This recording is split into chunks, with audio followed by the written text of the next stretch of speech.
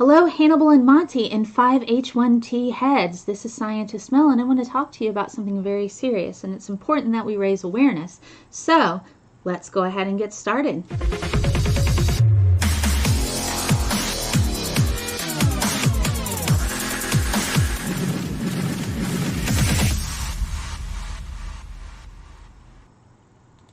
All right, so we're going to talk about suicide. So let me show you a bit of these stats here, and it's really important we address a couple of things. So I'm going to let you have a look at this.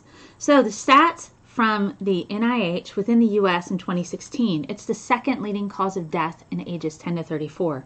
Firearms are the primary instrument used in deaths related to suicide.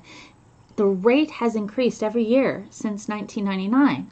Males are at a higher risk than females to complete or attempt suicide, and there has been an increase in American Indian and Alaska Native populations with suicide statistics. And the highest amount of suicidal thoughts seems to appear in ages 18 to 25. So let's have a look at this graph really quickly.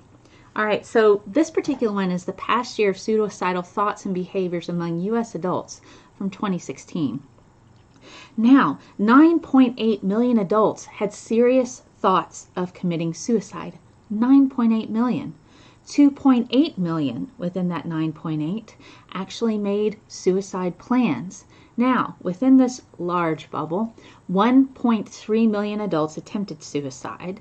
Of that, 1.1 million actually made plans and attempted suicide, and approximately 0.3 million adults made no plans and attempted suicide. So this is pretty big bubble, and it's something that we kind of need to understand and learn about a bit more and raise awareness.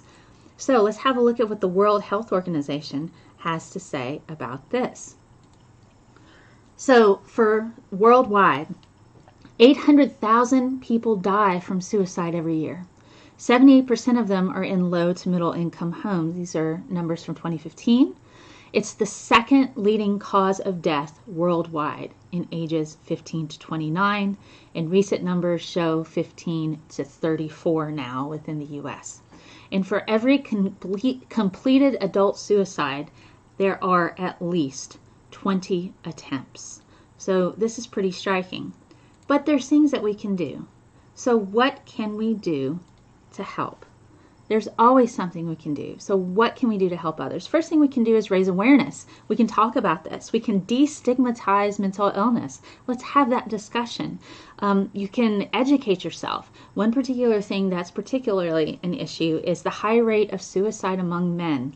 So there's actually called holiday. I use that term loosely. It's mostly a day to help raise awareness about toxic masculinity and the things that affect the mental health of men, and it's called International Men's Day. So before people start knocking it, try to keep in mind that they raise awareness for mental health. So let's talk about the different things that we can do to help. All right. For those of you who do not suffer from depression, anxiety, or anything related to that, it is important we understand what is and is not helpful when we interact with those in our lives who struggle with the black dog, also known as depression. Things to note: there's no getting over it quickly, snapping out of it, or focusing on the positive when it comes to depression. It isn't something that can be turned off and on at will. It is a full body experience that's exhausting and hard to cope with for many people. Communication is exceedingly difficult when someone is low. Blame is harmful. People who suffer cannot control what's happening to them. They wish they could, and blaming them will hurt your relationship and cause further damage. How we respond to our loved ones and friends who suffer depression can make an impact on them, positive or negative. Now, here are some beneficial ways to respond to a loved one or friend who is suffering and or having a low day as well. What to look for. Offer an ear. They don't need platitudes or words of insincere encouragement. Sometimes they just need someone to listen without saying anything. Tell them they matter to you with honesty. Give them examples of what they do to make your life better. Visit them often, assuring them that you want to be in their company, even if that means just sitting on the couch, not speaking, and watching Netflix. They may push you away as a means to cope or be less of a burden. Remind them how important they are to you, that you are there and they matter to you. Do not be insincere. Be patient and say that you are their friend. You are here. Supporting each other is what friends do. This is not a burden. Watch for changes in behavior. If a sudden shift to happy happens, stay close to your loved one. They may be struggling and be wearing a mask. Spending time in understanding how to interact with your loved one can give insight to what helps them when they are low. If they know on a regular basis that you are here for them, they will reach out and talk when they need. So it's important to kind of keep these particular things in mind. Being a friend to a loved one, to someone who suffers depression, can be challenging and frustrating at times. This is okay.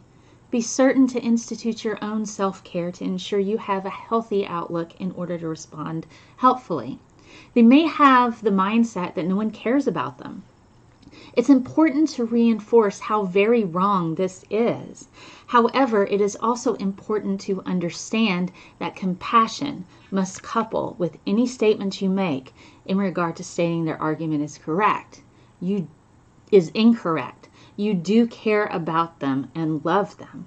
Do not be afraid to ask if they are having thoughts of suicide or self-harm. Giving your friend a free space to just talk without fear or judgment can be all a person needs. Oftentimes, they do not want to hurt themselves. They need to get the words out and feelings out safely.